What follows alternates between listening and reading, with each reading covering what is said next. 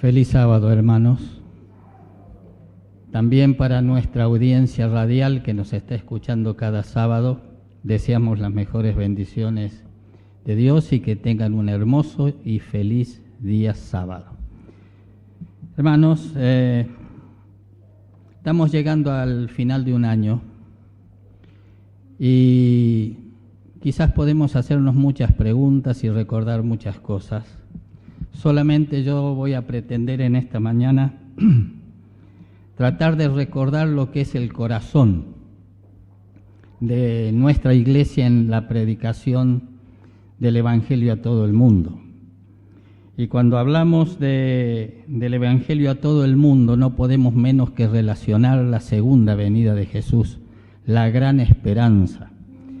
Juan capítulo 14, un texto tan conocido, pero que encierra en sí toda la esperanza que como cristianos podemos tener para aquel día.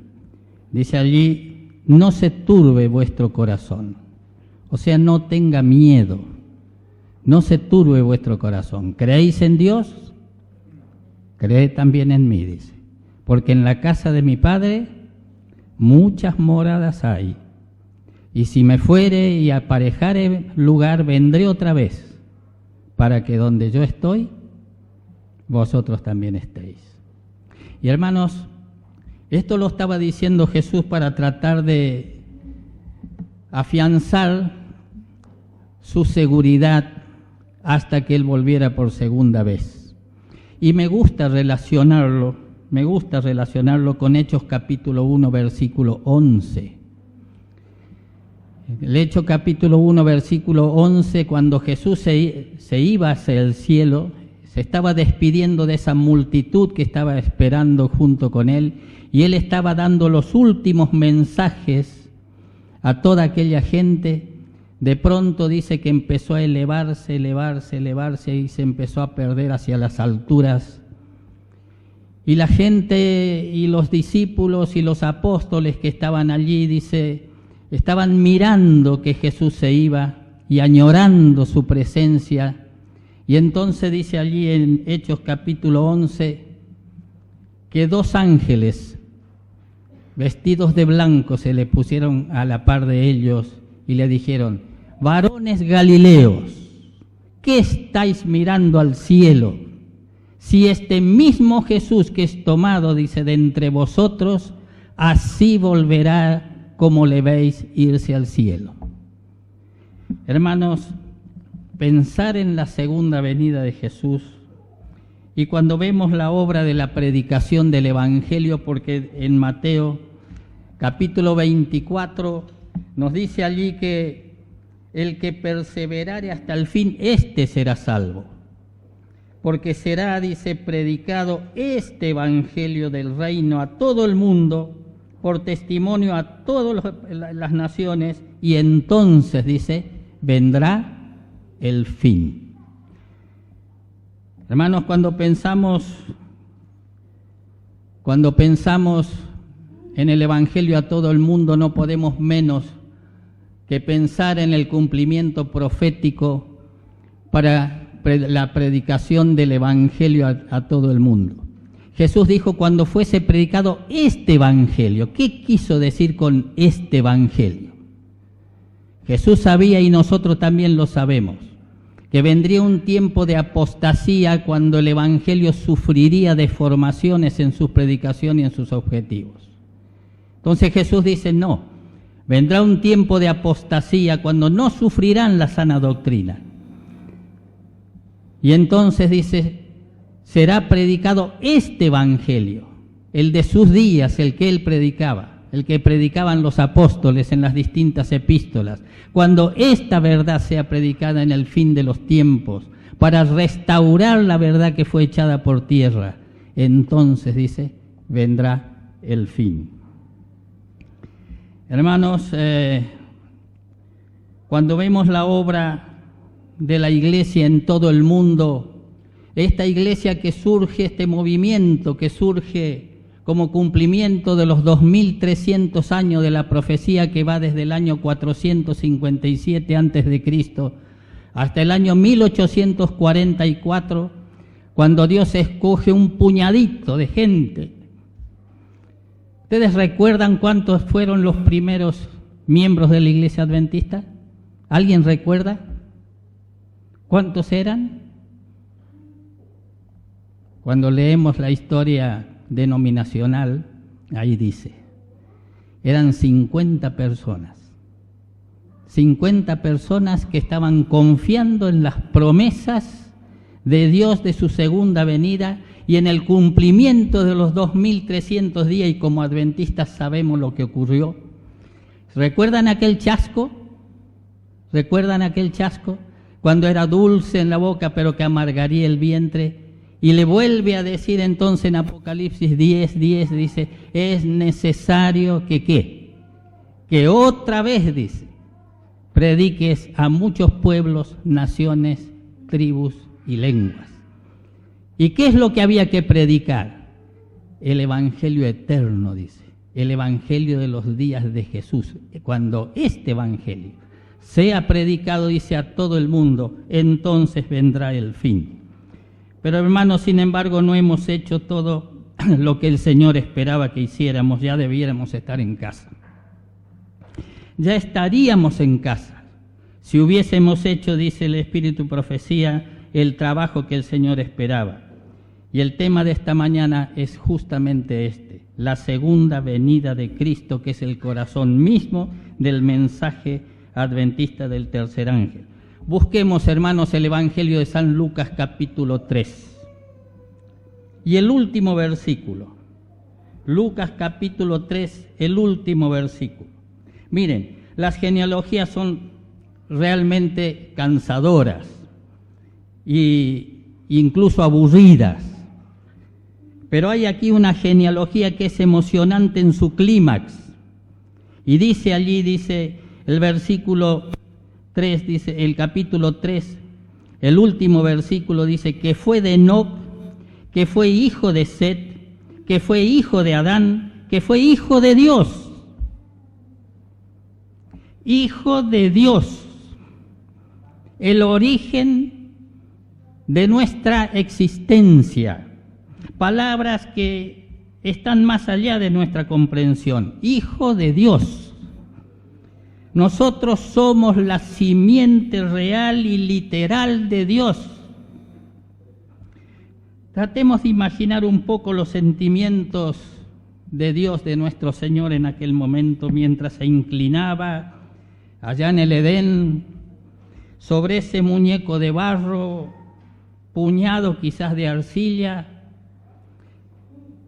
esculpido según su propio molde. Y ve allí un hombre gigantesco. Se calcula que el hombre creado por Dios en el Edén tenía entre 3 metros y 3 metros 50.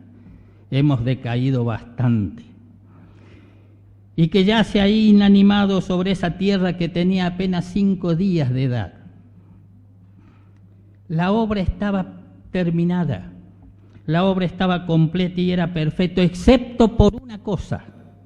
Excepto por una cosa. Aquella forma humana yacía dormida hasta que Dios le comunica la chispa de la vida. En vano se busca la vida si no se la busca en Dios. Dios es el autor de la vida. Podemos hacer con la biología lo que querramos, pero no podemos dar vida. La vida es de Dios. Y ahí estaba aquel muñeco acostado en el suelo, y entonces Dios debe haber puesto sus ojos en la dirección correcta, en los ojos de Adán. Y entonces dice una respiración divina de boca a boca, sacudió esos pulmones. El cerebro se despierta, dice, junto con los músculos y el corazón, y los ojos se abren. Y el Señor Dios se inclina ahora para poner de pie a Adán. Dice que millares de rayos de amor surgieron de Adán. Millares de rayos de amor surgieron de Adán, y ahora Dios levanta sus brazos en bendición sobre este hombre. Qué escena maravillosa de haber sido esa. Ver la creación nuestra, nuestro origen en las manos del Creador. Dice, las primeras palabras que Adán oyera por primera vez fue esa bendición.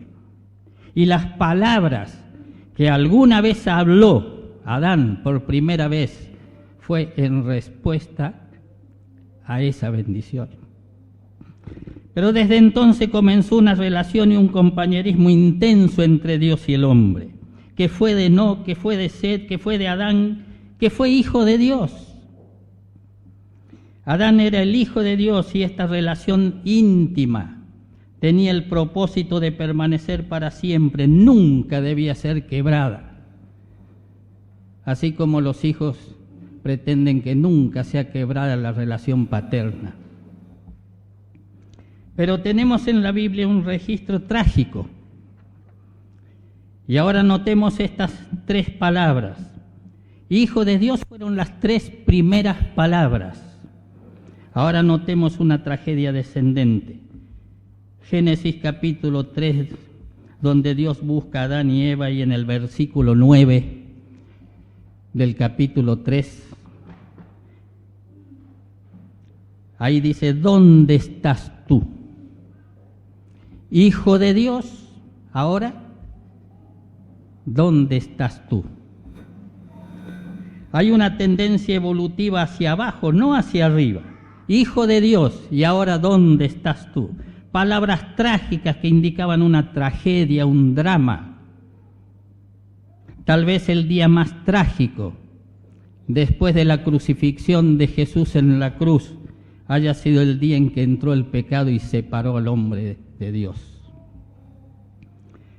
Pensemos en el Creador y la criatura. Pensemos en el Padre y el Hijo. Pensemos en Dios y el hombre. Habían sido creados para vivir juntos y trabajar juntos, para comunicarse juntos. Y ahora una terrible separación entre Dios y el hombre. Hubo dos clases de separación. Una separación espiritual y una separación física. Es cierto que la separación espiritual se terminó con el plan de redención pagado por Jesús en la cruz. Es cierto. Pero yo anhelo el día cuando la separación física termine. Cuando podamos estar parados en la misma presencia de Dios y ver su rostro y responder como hijos de Dios.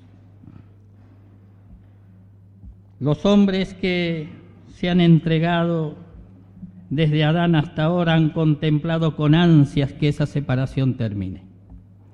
Pablo lo dice más o menos de esta manera, de este modo, dice, ahora vemos oscuramente por un espejo. Podemos ver en forma pálida, oscura a Dios por su palabra. Pero Pablo esperaba el día que se termine y poder estar en la misma presencia de Dios. Pablo anhelaba el día que esto ocurriera. Y podríamos preguntarnos cuántos de nosotros ansiamos ver a Dios cara a cara. ¿Cuánto pensamos acerca de eso?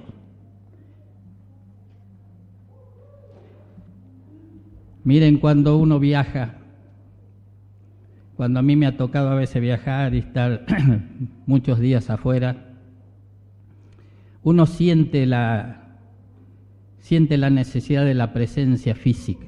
Es cierto que uno puede hablar por teléfono, es cierto que puede escribir cartas, pero uno anhela la presencia física, no ve las horas. Y me acuerdo que cuando tenía que sacar el pasaje de regreso, yo buscaba el viaje más corto, el que menos tardara. ¿Por qué? ¿Porque estaba desconforme donde estaba? No. Pero yo quería estar en la misma presencia de mi familia, de mis hijos. Y hermanos, cuando ocurre esta separación entre Dios y el hombre, nosotros notamos esto, ¿no? La diferencia que hay entre escribir carta, entre hablar por teléfono y estar en la misma presencia. Ustedes notan esto. Si nuestra familia estuviese con nosotros en cualquier parte, estaríamos contentos. ¿Sí o no? Pero cuando estamos solos y separados, hay una necesidad de presencia. Y esa necesidad de presencia es la que Dios puso en nuestra creación para sentirnos parte de nuestro origen divino. Hermanos, ese mismo pensamiento tenían los discípulos. Ese mismo si Jesús no hubiese vuelto al cielo, ellos hubiesen querido estar con Jesús toda la vida, ¿o no? Eso es lo que ellos querían, es lo que ellos pensaban, estar con Jesús toda la vida. Pero cuando Jesús volvió, cuando Jesús se fue al cielo, ellos querían irse con Él. Ellos querían irse con Él al cielo donde estaba Jesús. Y hermanos, estamos igualmente emocionados nosotros, entusiasmados, deseosos de nuestro viaje para encontrarnos con Dios. Estoy tan ansioso de ver a Jesús como de ver a mi familia. Queridos hermanos, la ansiedad, dice, de cada uno de los que estamos en esta mañana aquí presentes, de ver venir a Jesús, debiera ser una ansiedad sin límites. Debiera ser una respuesta entusiasta de nuestro corazón si estamos enamorados de Dios, decía el pastor Sien. Para sentir la necesidad de la presencia de alguien hay que estar enamorado. Entonces él decía, hay que enamorarse de Dios para sentir la necesidad de su presencia. Y hermanos, esa es la esperanza del cristiano. Esto es lo que Adán contemplaba después que saliera de aquel lugar edénico. Cuando nació Caín, quizás Eva, entusiasmada, habría exclamado, he recibido un hombre del Señor. Y ella habría creído que ese era el Mesías que le fue prometido ahí mismo después que entró el pecado. Pero ella poco se daba cuenta de cuánta angustia estaba delante de ella todavía. Cuando ella pensó que ese hijo era su hijo salvador, llegó a ser su hijo asesino. Y por casi 1000 años, Adán y Eva esperaron al Señor. Tenemos el registro de otras 3 palabras tristes. Génesis capítulo 5, versículo 5. Después de dar ahí la edad de Adán, dice que vivió 930 años. Esa es la edad que vivió Adán. Hay como un epitafio. Y dice, y él murió. Hijo de Dios, ¿dónde estás tú? Y él murió. Hermanos, es una tendencia trágica hacia abajo. Es una evolución hacia abajo, no hacia arriba. Hijo de Dios, ¿dónde estás tú? Y ahora, y él murió. Posiblemente, hermanos, la vida de Adán y Eva fueron más tristes que cualquier otro padre de la tierra, porque ellos pudieron vivir para ver el resultado de su pecado, de su imposibilidad, y como hijos de Dios, de su desobediencia y de su irresponsabilidad.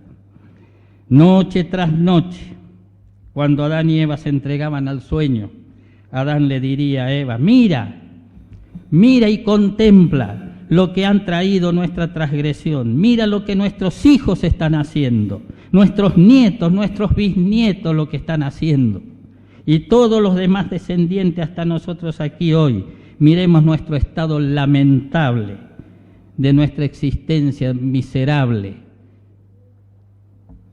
Cómo ansiaba Adán ver venir al Señor. Dice, y la llama de la esperanza del Mesías después de Adán siguió ardiendo en los hombres que se entregaban a Dios continuamente. Tal vez Moisés, que cuando llegaran a Canaán verían venir al Señor. Tal vez era la esperanza de Moisés, que al llegar a Canaán verían venir al Señor. Tal vez Isaías, al escribir las palabras de Isaías 7:14, el nacimiento de un hijo, el principado sobre su hombro, y llamándose admirable, consejero, Dios fuerte, que ese iba a ser un acontecimiento de sus días, pensaría Isaías. Pero este deseo y este anhelo siguió ardiendo a través del tiempo. Multitudes murieron con la esperanza de ver venir al Señor, y la madre tierra fue herida con las tumbas de millares y millones de personas, y muchos habrán estado tentados a decir con el profeta Ezequiel en el capítulo 12, 22, dice, los días se alargan y fracasa toda visión. Pero vino un día, en el cumplimiento de los tiempos de Dios, vino un día en Belén de Judá, que nació un bebé, como nacen todos los bebés. Y no era otro que el mismo Señor que alentó el soplo de vida en las narices de Adán. Claro, su gloria estaba encerrada en la carne humana. Sin embargo, aquí estaba el Señor. Aquí estaba el Señor. Aquí estaba aquel de quien David hablaba en los Salmos. Aquí está aquel de quien Salomón habla en los Proverbios. Por fin estaba aquí el Señor, pero pocos hombres lo reconocieron, lo recibieron. Unos pocos pastores de ovejas lo hicieron, y algunos pocos sabios. Y aquel sacerdote que sostuvo a Jesús en sus brazos, él no sabía, él no se dio cuenta que estaba sosteniendo al Rey del universo. El único niño que reconocían como Mesías era el de las familias ricas. Ellos no sabían, igual que nosotros, que para Dios no hay acepción de personas, ni ricos ni pobres. Solo hay hijos. Claro, él no sabía que estaba sosteniendo a aquel en cuyo nombre únicamente los hombres podían ser salvos. Aquel sacerdote no reconoció al Señor. Pero una mujer que había tenido 5 esposos lo reconoció. El joven rico no lo quiso reconocer, pero un publicano pecador como Zaqueo lo reconoció. Caifás, el sumo sacerdote, no lo quiso reconocer, pero una mujer cananea de las costas de Tiro y Sidón lo reconoció. Jesús caminó alrededor de 160 kilómetros para encontrarla. En general, los ricos no lo reconocieron, pero unos pocos pescadores pobres lo reconocieron. Qué día emocionante fue para ellos creer que ahora estaba el Mesías, que se habían encontrado con el Señor, pero también qué quebrantamiento de corazón cuando al poco tiempo vieron crucificado a su Dios. Qué experiencia trágica mirar a aquel soldado clavar una lanza en el costado del Señor. Entonces ellos volvieron a Jerusalén desanimados, completamente desanimados, rechazados, y se sintieron ellos mismos rechazados. Pero unas pocas horas más tarde, qué alegría cuando el Señor resucitó. Otra vez de nuevo, nuevamente en la presencia del Señor, la tristeza se transformó en alegría, mientras estuvieron allí sobre el monte de las Olivas, escuchando ahora las últimas palabras del Señor, al darle su discurso de despedida, Hechos capítulo 1, versículos 9 al 11, para después comenzar a subir a los cielos. Entonces aparece los 2 ángeles para decirle a aquellos hombres, hombres de Galilea, ¿qué estáis mirando con tristeza el cielo? Si este mismo Jesús, que es tomado de entre vosotros arriba, dice, así volverá como le veis ver irse al cielo. Hermanos, aquellos discípulos no querían que Él se fuera, pero Jesús se fue.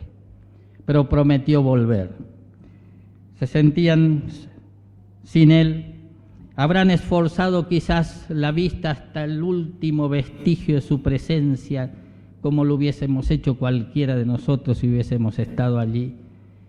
Y con la tristeza y a la vez con la alegría de la promesa de que volvería, aquellos 2 ángeles, los mismos ángeles que habían sido los custodios y guardianes durante la vida de Jesús, separaron justo a estos hombres.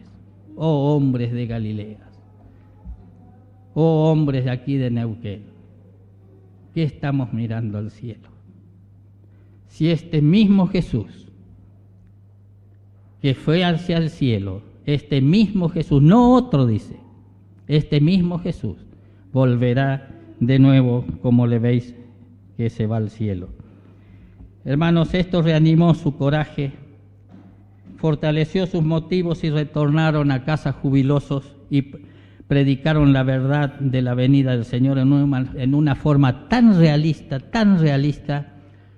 que todos aquellos cristianos de aquellos que pensaron que Jesús iba a volver en sus días, al punto que San Pablo tuvo que hablar a los tesalonicenses y recordarle que Jesús no volvería sin que antes hubiese la apostasía de la verdad. Recordamos el capítulo 2 de 2 Tesalonicenses. Tuvo que aclararle porque todos esperaban que Jesús volviera en aquellos días. Y estas palabras eran duras y difíciles de aceptar, que Jesús no volviera en aquellos días. Los hombres más ancianos de la iglesia estaban aferrándose a esa idea y querían vivir para volver a ver a Jesús. Pero ellos murieron. Y vino entonces el largo periodo de las edades oscuras. Millares y millones esperaron y anhelaron que viniera el Señor. Y recordamos en algunos libros la historia de aquellos días, cuando el último pensamiento de Marty, mientras era quemado en la hoguera y se movían sus dedos incendiados, y entonces se lo escuchaba clamando: Señor, Señor, ¿cuándo volverás? Hermanos, vivimos aquí en este mundo y en esta época y en esta sociedad que, si bien no es lo que deseamos, sin embargo estamos tan acostumbrados a vivir aquí, tan acostumbrados, que podemos bien preguntarnos: ¿realmente queremos que venga el Señor? ¿O queremos terminar alguno de nuestros planes primero? ¿Queremos realmente? Hermanos, hay algo que nos puede ayudar a sentir más realmente la venida del Señor. ¿Saben? Cuando uno va al cementerio, personalmente no me gusta,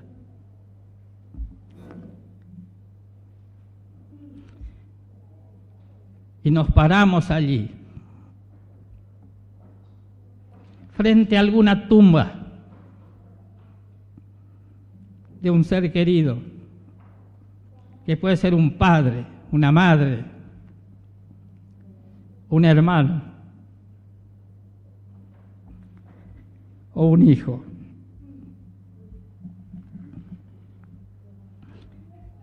Hermanos, entonces cuando estamos parados allí,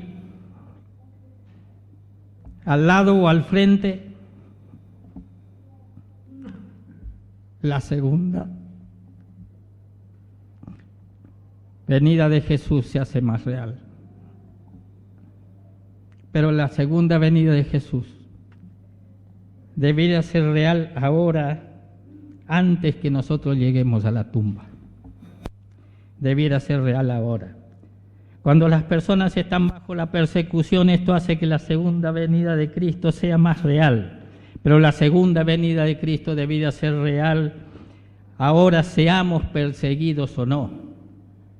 Nosotros sabemos y esperamos situaciones futuras muy comprometidas, y entonces allí desearemos que Jesús venga pronto. Pero debiéramos desearlo hoy, sin que esas circunstancias todavía tengan cumplimiento. Pero finalmente aconteció un día histórico, un día de oro, que podríamos llamarlo así: el surgimiento del movimiento adventista en 1844, en cumplimiento de los 2300 días, que comenzó en el año 457 antes de Cristo y termina en el año 1844 después de Cristo. La profecía de los 2300 años para restaurar la verdad en el último tiempo. Y el surgimiento del movimiento adventista aquellos hombres, aquellos 50 hombres que quedaron finalmente, ellos creían sinceramente,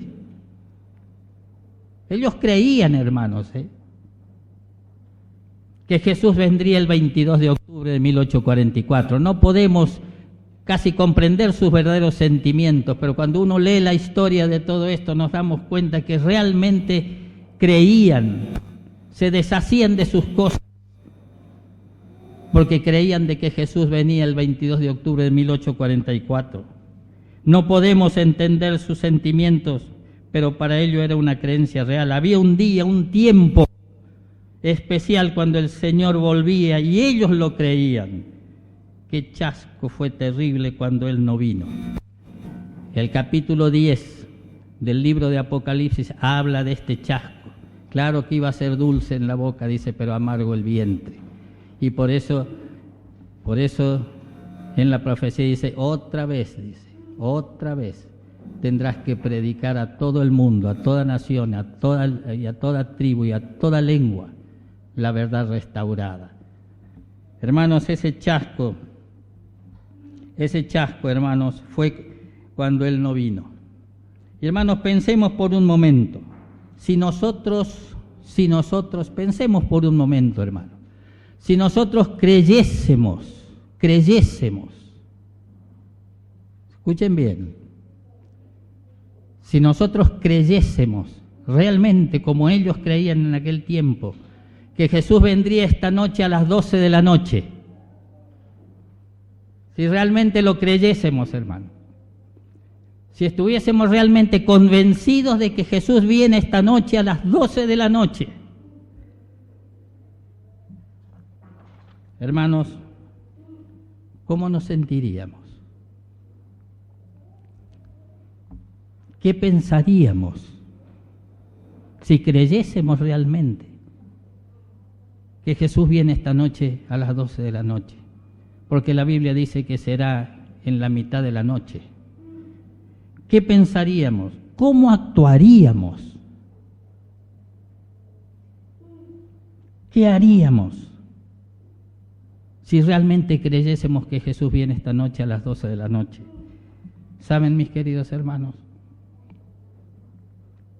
Sinceramente creo que muchos de nosotros haríamos muy diferente de lo que estamos haciendo si realmente creyésemos que Jesús viene esta noche a las 12 de la noche. Pero vendrá un día. Hoy es el 16 de diciembre del año 2017. El mundo todavía vive, la lluvia sigue cayendo, el sol sigue brillando, el viento sigue soplando, la gente sigue la rutina de la vida, la gente muere, los niños nacen, los ojos sonríen, los ojos lloran, se compra, se vende, se trabaja, se construye, se hacen estallar rocas, se sigue navegando, la vida y la existencia siguen este ritmo.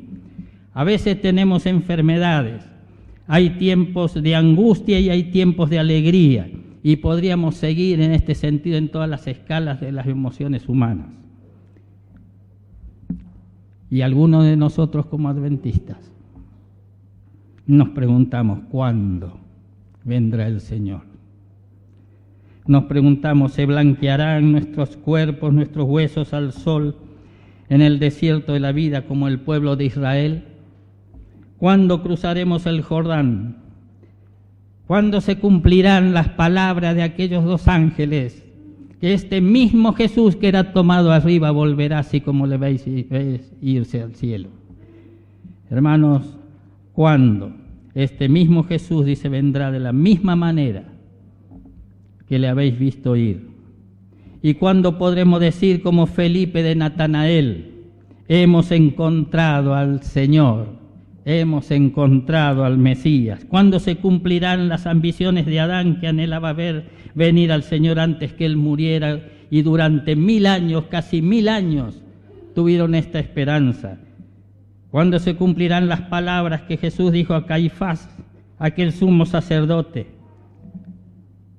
Dice, en adelante, le dijo Jesús, veréis al Hijo del Hombre venir en poder en las nubes de los cielos. Aquellas palabras eran una promesa a Caifás, pero también eran una promesa para cada uno de nosotros. Hermanos, el Señor vendrá. Yo no sé cómo sentimos su segunda venida hoy. Yo no lo sé, pero no tenemos derecho, o no tendríamos derecho de estar sentados aquí en esta mañana. Estaríamos completamente equivocados de estar aquí, porque ya debiéramos estar en casa. Habríamos estado si la Iglesia hubiese vivido como debía vivir, si hubiésemos testificado como tendríamos que testificar. Yo no sé cómo lo sienten ustedes hoy, pero yo sé una cosa. Yo sé que el Señor viene pronto. Y lo creo realmente porque es la única esperanza que nos queda. Algún día, hermanos, algún día. En inglés dicen one day. Un día. Un día. Dice, el timón de dirección de este viejo planeta será sacudido, será arrojado a las convulsiones de la agonía de la tierra, será la medianoche de la oscuridad espiritual y física de este mundo. Y como el estallido de bombas de millones de megatones, dice, esta tierra será deshecha, será destruida, de la misma manera como el rostro de Jesús fue perjudicado allí en el Getsemaní y en la cruz. Será el Getsemaní de la tierra, que la conducirá a su final y total crucifixión en los juegos postmilenarios de la purificación. Y en esta escena final de agonía de la tierra, los hombres y mujeres, jóvenes y niños, que no estén listos para encontrarse con el Señor, qué día terrible y triste. Gritarán, como dice Apocalipsis capítulo 6, gritarán a las peñas y a las rocas que caigan sobre ellos, porque ¿quién podrá estar firme en el día de su venida? Encontrar al Señor en los últimos momentos de vida de la tierra, se darán cuenta que significa solamente destrucción. Pero en medio de aquella escena de destrucción total y de pánico generalizado, habrá un grupo de personas. El libro de Isaías dice, un pequeño pueblo pobre y pequeño, que estará, dice, atisbando el cielo, mirando el regreso de Jesús. Los santos de Dios, dice, la mirada dirigida hacia arriba, buscando y esperando la aparición. ¿Qué día será aquel para los hijos de Dios? ¿Qué júbilo embargará nuestras vidas? Hermanos, algún día la gran caravana celestial va a descender a esta tierra porque Jesús retornará. Aquellos ángeles que cantaban sobre las colinas de Belén, recuerdan, anunciando su primera venida, vendrán ahora en la gran caravana real desde el centro del universo aquí a la tierra. Y a medida que se acerque más y más, dice, aumentando en aquel brillo, esto Elena G. de Huay lo describe muy bien, dice, ¿qué sentimientos nos sobrecogerán si somos salvos? Quizás como prisioneros libertados, como esclavos que son libertados, como caravanas que perdidas en el desierto de pronto encuentran el camino de regreso a casa, como animales que han sido perseguidos para ser destruidos y muertos y que siguen estando vivos, como aviones perdidos en la tormenta y que de repente surgen a la luz del sol. El sonido y la vista, dice, de este acontecimiento es imposible de describir, pero finalmente esta caravana, dice, se acercará mucho a la tierra. Se acercará mucho a la tierra. Y entonces se oirá algo y será, dice, una voz tremenda. Esto lo dicen las Escrituras. Y será una voz tremenda, tal vez, dice, como el sonido de 1.000.000 de trompetas que gritará: despertad, Despertad los que estáis dormidos en el polvo de la tierra. Y hermanos, esas tumbas preciosas de santos, tumbas desconocidas, quizás en las profundidades del océano, escucharán esa voz. Voz que da la vida de Dios. Los tímpanos de multitudes incontables, como figura en Apocalipsis capítulo 7, serán sacudidos, dice, por esta voz dadora de vida, como fueron sacudidos los pulmones de Adán cuando Dios lo llamó a la existencia. Entonces, dice, la chispa de la vida de Dios, del poder dinámico de Dios, dice, tocará esas cenizas muertas, tocará el polvo inerte, tocará los esqueletos, tocará los miembros paralizados, paralíticos, lugares cancerosos, ojos ciegos, oídos sordos, corazones débiles y enfermos, articulaciones artríticas. Y entonces, dice, una multitud de santos renovados se levantarán de la tierra, sus ojos se abrirán y verán venir al Señor. ¿Qué día será ese? Esas tumbas, como los puños cerrados, dice, de Satanás, serán abiertos por fuerza, y de allí saldrán los redimidos de todas las edades. Queridos hermanos, la grandeza de esta escena está más allá de nuestra comprensión, incluso de nuestra imaginación. Tal vez muchos, cuando veamos aparecer aquella nube negra, correremos al lado de alguna tumba, porque debe ser un espectáculo grandioso ver un muerto resucitar, salir de la tumba, como salió cuando Jesús resucitó a Lázaro, y cuando le dijo a la hermana que lo iba a resucitar, y la hermana le dijo: Señor, hace 4 días que está muerto, ya da olor, le dijo Marta. Y Jesús le dijo: mira, si tan solo crees, verás la gloria de Dios. Entonces fue a la tumba donde estaba Lázaro, y a los hombres que estaban allí les dio un trabajo, porque podían hacerlo, el hombre podía hacerlo. Le dijo que corrieran la piedra que cubría aquella tumba, y los hombres corrieron aquella piedra, y entonces se acerca a Jesús y le dice sencillamente: Lázaro, ven fuera. Y el que estaba muerto, dice, salió. Hermanos, la grandeza de estas escenas está más allá de nuestra comprensión. Será indudablemente una escena fantástica ver surgir a un ser humano de la tumba. Pero ahora, hermanos, reflexionemos un poco. ¿Sabemos cuán pronto vendrá Jesús? ¿Sabemos cuán pronto? ¿Cuán pronto puede venir Jesús? Yo podría predecirlo con una gran aproximación cuán pronto puede venir Jesús. Puedo decirles exactamente en cuánto dista tiempo cuando Jesús vendrá. Yo puedo decirle que es muy cerca. ¿Quieren saber cuándo Jesús vendrá?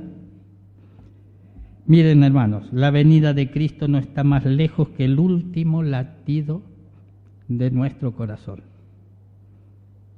La venida de Cristo no está más lejos quizás de nuestra última respiración, porque cerramos los ojos en la muerte y segundo instante después los abrimos para ver venir a Dios.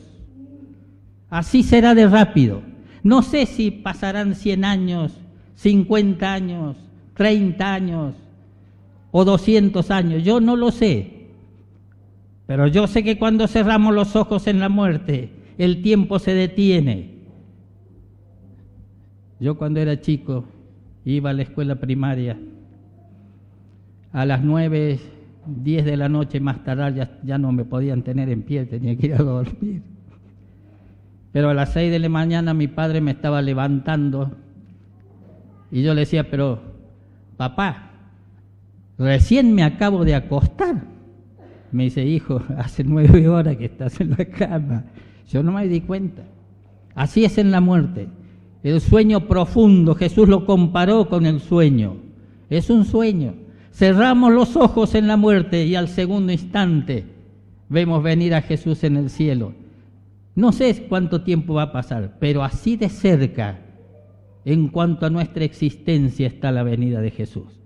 No está más lejos que el último latido de nuestro corazón, ni más lejos que nuestra última respiración. Hermanos, porque cuando se detuvo el corazón, no importa el tiempo. Y si somos salvos, veremos venir al Señor. Este es un pensamiento muy solemne. Es un pensamiento muy solemne. Exactamente así de rápido en cuanto al tiempo. Puede ser que descansemos en la tumba por 100 años o más, pero la venida de Cristo en cuanto se refiere a esto no está más lejos que la última respiración. Hermanos, ¿estamos listos para encontrarnos con el Señor? ¿Estamos listos? ¿Hemos pensado la trascendencia de nuestra existencia para que vaya más allá de sencillamente las preocupaciones que podamos tener en este mundo? Esta es la pregunta que debiéramos hacernos ahora mismo. Pensemos en esas tumbas abiertas. Hermanos, no serán cerradas por 365.000 años, dice Apocalipsis 20. 1000 años quedarán las tumbas abiertas como el testimonio del poder de Dios de resucitar a sus hijos. Allí quedarán, y cada una de esas tumbas, dice, será un símbolo del poder de Dios. Y el enemigo que estará acá podrá ver en esas tumbas y tropezará, dice, con ellas, y cada una de ellas proclamarán el poder de Dios que da vida. Proclamarán, oh muerte, ¿dónde está tu aguijón, oh sepulcro, tu victoria? San Pablo lo define de esa manera en 1 Corintios 15, 55. ¿Dónde está, oh muerte, tu aguijón, oh sepulcro, tu victoria? Dice, porque la muerte será sorbida por la vida. Y los que estaremos vivos cuando venga el Señor, porque no todos, dicen las Escrituras, estarán muertos. Los que estaremos vivos, me gustaría estar vivo.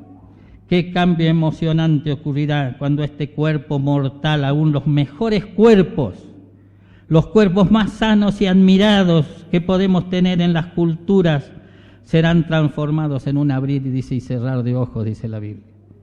Serán transformados, todo por el poder y el amor de Dios. Y la obra final de Dios habrá quedado terminada. El universo habrá sido purificado. Yo les recomiendo que ustedes tomen el libro El conflicto de los siglos y lean la última hoja si no quieren leer el último capítulo. Lean la última hoja, donde se describe que una sola pulsación habrá en todo eso recuperado el universo, no solo esta tierra, el universo. Y la vida entonces entrará en esa experiencia. Habremos dejado de ser extranjeros y advenedizos, habrá terminado nuestra huida, estaremos en nuestra casa, seremos devueltos a nuestro hogar. Pensar en la segunda venida de Cristo es decir, mucho más allá de lo que nuestra mente puede captar. Pero es nuestra única esperanza, es la promesa del Señor. Y que Dios nos bendiga, hermanos, para que sigamos confiando y viviendo a la altura de los privilegios que Dios nos ha dado como hijos, para que nos pueda recuperar y podamos vivir eternamente. Dios nos bendiga, hermanos, en el nombre de Jesús. Amén.